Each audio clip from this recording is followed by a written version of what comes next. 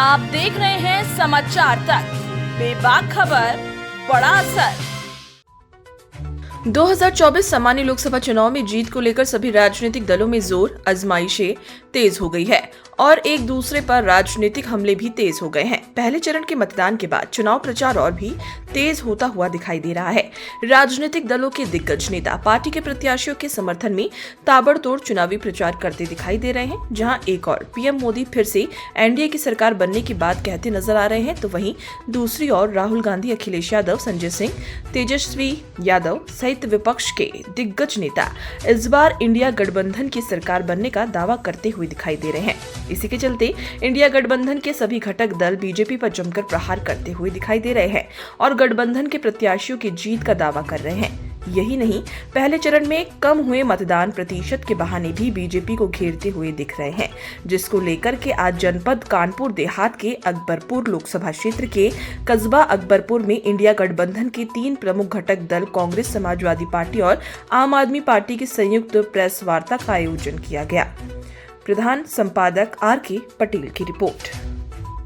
Samajwadi party के अकबरपुर लोकसभा के प्रत्याशी आदरणीय राजा रामपाल जी के केंद्रीय कार्यालय को उद्घाटन के बाद हमारे कांग्रेस के जिलाध्यक्ष आदरणीय नरेश कटियार जी और आप पार्टी के जिलाध्यक्ष आदरणीय श्री पाल साहब और हमारे प्रदेश कमेटी के नीतम सचान जी लोग, हम लोगों ने इस बात को लेकर रखा कि आज जिस स्थिति में भारतीय जनता पार्टी से जनता, किसान, नौजवान परेशान है, उसके तहत हम लोग इंडिया गठबंधन के प्रत्याशी भारी मात्रा में अकबरपुर रनिया ही नहीं बल्कि आसपास की लगी हुई सीटें जीतने जा रहे हैं।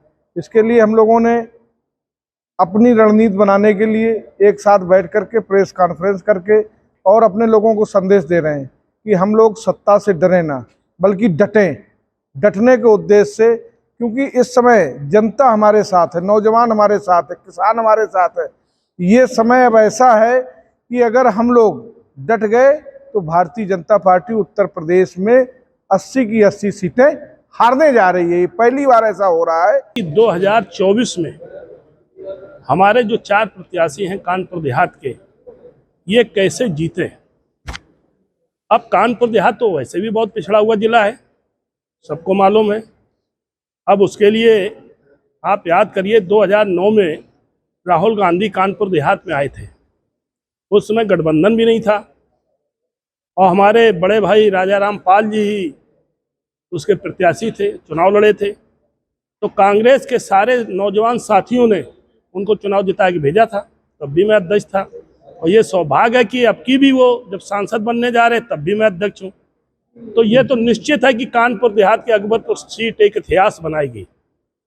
अब जैसे राहुल गांधी जी हैं, माननीय अखिलेश जी हैं, उत्तर प्रदेश में जैसे आपने क्वेश्चन किया कि अभी 19 अप्रैल को जो वोटिंग हुई, वोट का परसेंटेज बहुत कम हुआ। तो जो वोट का परसेंटेज है वो बीजेपी का वोट परसेंटेज जब गिरेगा तभी हम लोग चुनाव जीतेंगे, क्योंकि बीजेपी के अंदर हताशा, निराशा पूर्णतया उनके घर कर गई है।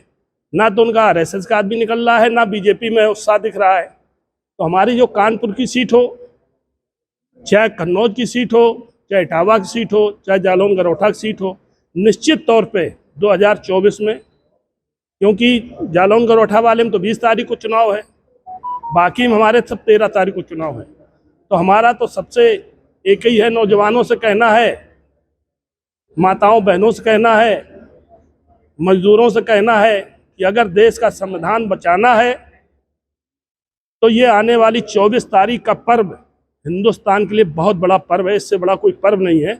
और अगर अब की बार हम लोग चुनाव नहीं जीतते हैं, सरकार बना पाते हैं, तो निश्चित तौर पर दोबारा चुनाव हिंदुस्तान में नहीं होगा। किस तरह मिलके काम करेंगे, तो हम लोगों ने जो कमेटियां बनाई हैं एक साथ मिलके काम कर रहे हैं। उन कमेटियों में कांग्रेस के हमारे साथीगण हैं, समाजवादी पार्टी के साथीगण हैं और हमारे जो आसपास चारों लोकसभा सीटें हैं उसमें से समाजवादी पार्टी से चारों लोकसभा में प्रत्याशी हैं। तो हम लोग किस तरह से मिलकर काम करेंगे और जनता को कैसे बताएंगे कि जेल का बदला हम वोट से लेंगे और इनको हराने का काम करेंगे। भारतीय जनता पार्टी को यहीं से समाप्त करने का काम करेंगे, उत्तर प्रदेश से हटाने का काम करेंगे।